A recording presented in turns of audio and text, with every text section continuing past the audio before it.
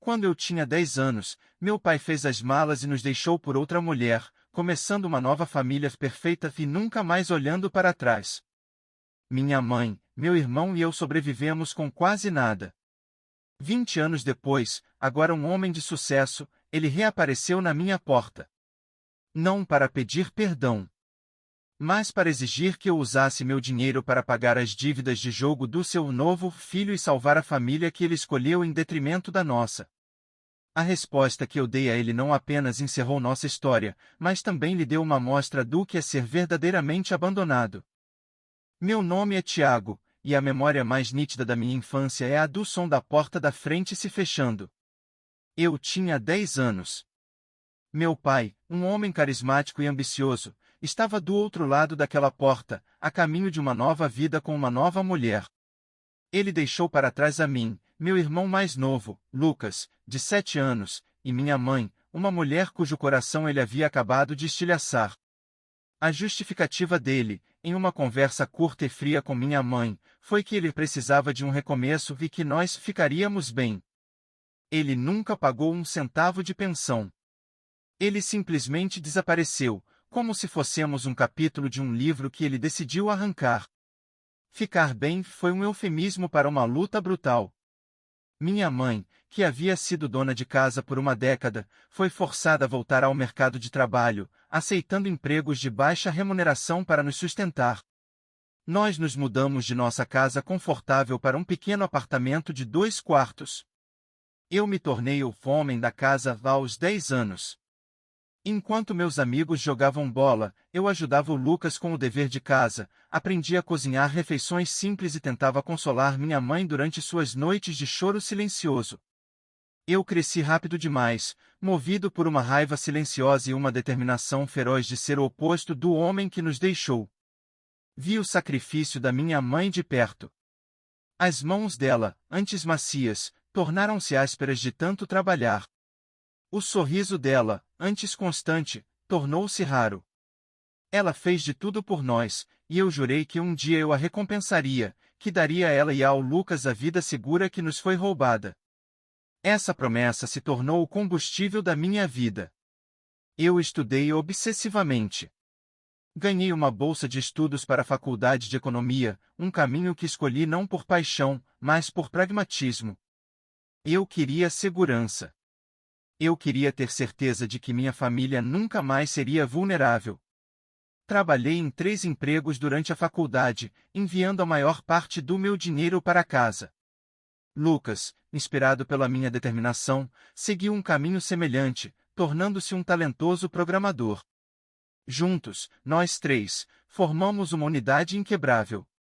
Após a formatura, entrei no mercado financeiro. Minha ética de trabalho, forjada na adversidade, me destacou. Subi na carreira rapidamente. Aos 28 anos, eu era um analista de investimentos bem-sucedido. Eu comprei uma casa para minha mãe, a casa que ela merecia, e garanti que ela nunca mais precisasse se preocupar com uma conta. Ajudei o Lucas a financiar sua primeira startup.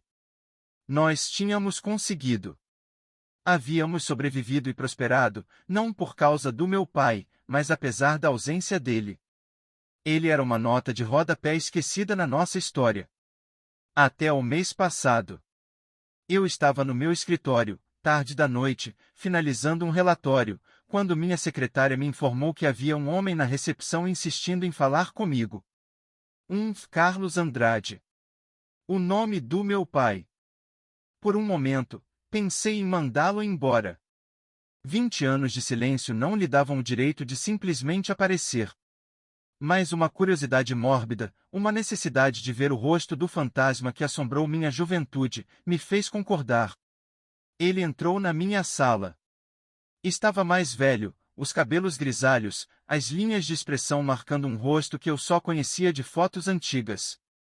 Mas o carisma, o sorriso fácil, ainda estavam lá. Tiago, meu filho, ele disse, abrindo os braços para um abraço que eu não retribuí. Você se tornou um homem e tanto. Eu sempre soube que você conseguiria. A audácia daquela frase quase me fez rir. Ele agia como se estivéssemos nos encontrado para um café depois de uma semana de férias, não depois de 2 décadas de abandono. Sentei-me atrás da minha mesa, criando uma barreira entre nós. O que você quer, Carlos? Perguntei, usando seu primeiro nome para deixar clara nossa distância. O sorriso dele vacilou. Ele começou um discurso ensaiado sobre arrependimento, sobre como pensou em nós todos os dias, mas que a vida era complicada. Eu o deixei falar, observando a performance. Então, ele chegou ao ponto. A nova família dele, a família perfeita pela qual ele nos trocou, estava com problemas. Sua nova esposa, aparentemente, tinha um gosto caro. E o filho deles, meu meio-irmão, um rapaz chamado Felipe, de 18 anos, havia se metido em uma confusão séria. Ele é um bom garoto, só anda com as pessoas erradas, meu pai disse, a desculpa familiar que eu nunca ouvi em minha defesa. Acontece que Felipe tinha uma dívida de jogo massiva. Ele devia dinheiro a pessoas perigosas, e elas estavam ameaçando a família. Eu não sei mais o que fazer, Tiago, ele disse, a voz finalmente quebrando, a performance dando lugar a um desespero genuíno. Eu já vendi o que podia. Estamos prestes a perder a casa. E eu tive medo por eles. Então, eu lembrei de você. Lembrei do seu sucesso. Ele olhou para mim, os olhos cheios de uma esperança suplicante. E então ele disse as palavras que selaram seu destino para mim. Eu preciso da sua ajuda, filho. Eu preciso que você me empreste o dinheiro para salvar sua outra família. Eu fiquei em silêncio por um longo tempo, apenas observando. 20 anos de dor, de raiva, de noites em que me perguntei o que havia de errado comigo para que ele me deixasse, tudo isso borbulhando sob a superfície. E ele estava ali, não para pedir perdão, não para se redimir, mas para me usar como um caixa eletrônico para consertar os erros da vida que ele escolheu em vez da minha. A ironia era tão densa que era sufocante. Eu, o filho abandonado, agora era a única esperança da família que o substituiu. Deixe-me ver se eu entendi, eu disse finalmente, a voz perigosamente calma. Você desaparece por 20 anos. Você não paga um centavo de pensão. Você não faz um único telefonema. Você nos deixa lutar sozinhos, enquanto constrói uma nova vida. E agora, por que a sua nova vida está desmoronando? Você aparece aqui, na minha sala, e me pede para pagar a conta. O rosto dele se contorceu. Não é assim, Tiago. É uma emergência. Seu irmão está em perigo. Ele não é meu irmão, eu retruquei, a calma se quebrando. Meu único irmão é o Lucas. O garoto que eu ajudei a criar porque o pai dele estava ocupado demais sendo um pai para outra pessoa. Aquele rapaz, o Felipe, ele é apenas o filho do homem que abandonou a mim e a minha mãe. Eu me levantei, a raiva finalmente transbordando. Você tem noção da audácia? Você vem aqui, me chama de filho, e me pede para sacrificar o dinheiro que eu ganhei com o suor do meu rosto, o mesmo suor que eu derramei porque você não estava lá para nos sustentar, tudo para salvar o garoto que ocupou o meu lugar? Ele tentou argumentar, falar sobre laços de sangue, sobre como, no fundo, éramos todos uma família. Eu o cortei. Não. Nós não somos uma família. Você deixou de fazer parte da nossa família no dia em que fechou aquela porta. A minha família é a minha mãe, que trabalhou até a exaustão para nos dar um futuro. A minha família é o meu irmão, que se tornou um homem incrível apesar de não ter um pai. Você é apenas um estranho com o mesmo DNA. Eu caminhei até a porta da minha sala e a abri. A resposta é não, Carlos.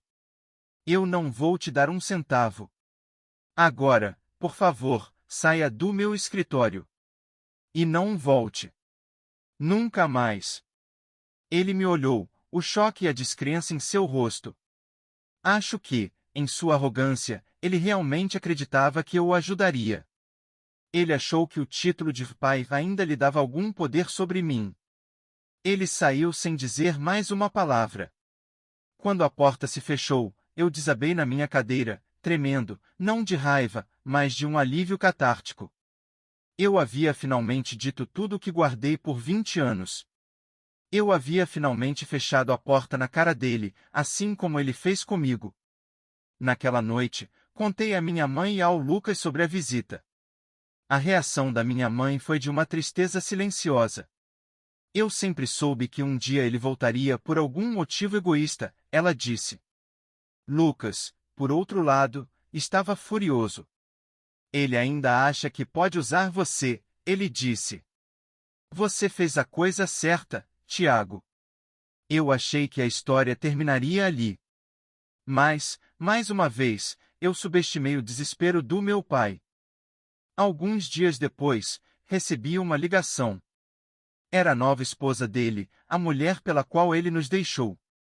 Ela estava chorando histericamente. Você precisa nos ajudar, ela soluçou. O Felipe, ele está desaparecido. As pessoas para quem ele deve, achamos que o levaram. Ela me culpou. Isso é culpa sua. Se você tivesse nos dado dinheiro, nada disso teria acontecido. Você é um monstro sem coração, abandonando seu próprio irmão. Primeiro, eu disse, a voz fria como gelo, ele não é meu irmão. Segundo, a bagunça em que vocês se meteram é de sua própria autoria. Não me ligue mais. E desliguei.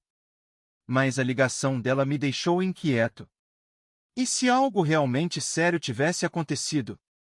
A culpa, um eco fantasma da minha infância, começou a roer minha consciência. Foi então que meu telefone tocou de novo. Era um número desconhecido. É o Felipe? Perguntou uma voz. Era o próprio Felipe. Ele não havia sido sequestrado. Ele havia fugido. Ele estava apavorado, escondido em um hotel barato em outra cidade. Ele me contou que a dívida era maior do que ele havia admitido para os pais e que ele simplesmente não via saída. Ele me ligou, ele disse, porque não sabia para quem mais ligar. Ele soava jovem, estúpido e completamente aterrorizado. E naquela voz, eu não ouvi o novo filho que me substituiu. Eu ouvi apenas um garoto em apuros. Eu suspirei. Onde você está, Felipe? Perguntei. Dirigi por 2 horas até o hotel de beira de estrada.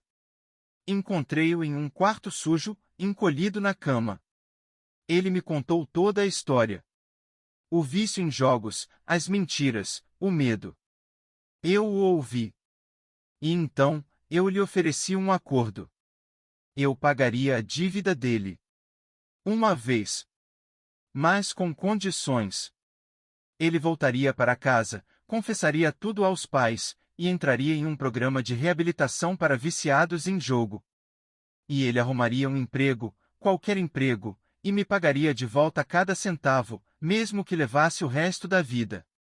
E, a condição mais importante, ele nunca mais mencionaria que eu o ajudei para o nosso pai. Isso não era um ato de reconciliação com o meu pai. Era algo diferente.